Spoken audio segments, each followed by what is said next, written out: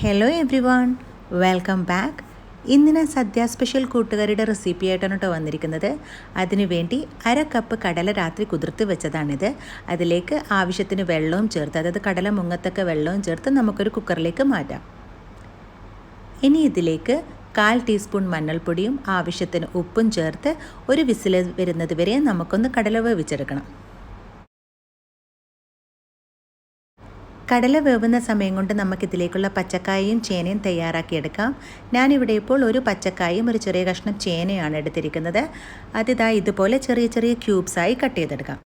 ഏകദേശം കുതിർത്ത് വെച്ച കടലയുടെ ഒരു സൈസ് ഉണ്ടാവും. അതുപോലെ ചെറിയ ചെറിയ കഷ്ണങ്ങളാക്കി, ഒരുപാട് ചെറുതാവേണ്ട, അതാ ഈ ഒരു സൈസിൽ കട്ട് ചെയ്തെടുക്കാം കേട്ടോ.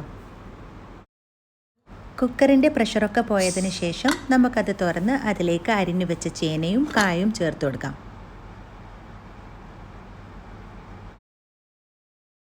ഇനി ഇതിലേക്ക് 1 ടീസ്പൂൺ മുളക് പൊടിയും 1 ടീസ്പൂൺ കുരുമുളക് പൊടിയും 1/2 ഗ്ലാസ് വെള്ളവും ചേർത്ത് 2 വിസിൽ വരുന്നത് വരെ മീഡിയം ഫ്ലെയിമിൽ വെച്ച് നമുക്കൊന്ന് വേവിച്ചെടുക്കാം.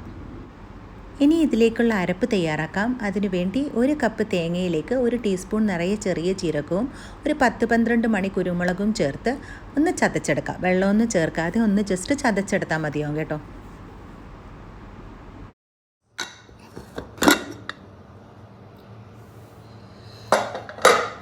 ഇപ്പോൾ നമ്മുടെ ചേനയും കായും കടലയും ഒക്കെ പാകത്തിന് വെന്തിട്ടുണ്ട്. ഇനി നമുക്കിതിലേക്ക് അരപ്പ് ചേർത്ത് കൊടുത്തൊന്ന് തിളപ്പിച്ചെടുക്കണം.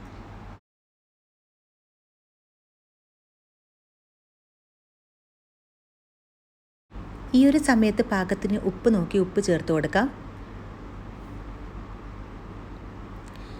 ഈ ഒരു പാകം ആയിക്കഴിഞ്ഞാൽ നമുക്ക് തീ ഓഫ് ചെയ്യാം കേട്ടോ. ഒരുപാട് വറ്റി കുറുകരുത്.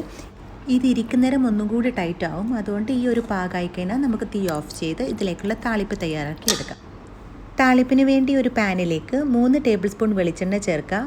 ഇനി ഇതിലേക്ക് 1 ടീസ്പൂൺ കടുക് ഇട്ട് പൊട്ടിക്കഴിഞ്ഞാൽ ഒരു 3 കായ്മുളകും കുറച്ച് നല്ല ഫ്രഷ് കറിവേപ്പിലയും ചേർത്ത് കൊടുക്കുക.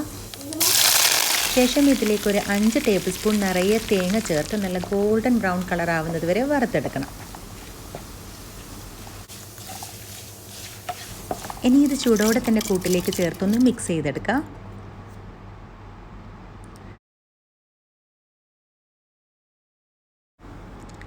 ഈ ഒരു പാകത്തിലാണ് കേട്ടോ കൂട്ടുകറി വേണ്ടത്. ഒരുപാട് ഡ്രൈ ആയി പോകരുത്, കാരണം തണുക്കുന്നേരം ഇതൊന്നും കൂടി കുറുകും. അപ്പോൾ ചൂടോടെ ഈ ഒരു പാകത്തിലാണ് കറക്റ്റ്. ഇനി ഇതൊന്ന് അടച്ച് വെച്ച് ഒരു 1/2 മണിക്കൂറെങ്കിലും റെസ്റ്റ് ചെയ്തതിന് ശേഷം നമുക്കൊരു സെർവിങ് ബൗളിലേക്ക് സെർവ് ചെയ്യാം. അങ്ങനെ നമ്മുടെ സദ്യ സ്പെഷ്യൽ കൂട്ടുകറി ഇതാ ഇവിടെ റെഡി ആയി കഴിഞ്ഞു. എല്ലാവരും ഇതൊന്ന് ട്രൈ ചെയ്ത് നോക്കാം. എന്നിട്ട് നിങ്ങളുടെ അഭിപ്രായങ്ങളും സജഷൻസും ഒക്കെ എന്നെ കമൻസിലേക്ക് കൂടി അറിയിക്കുമല്ലോ.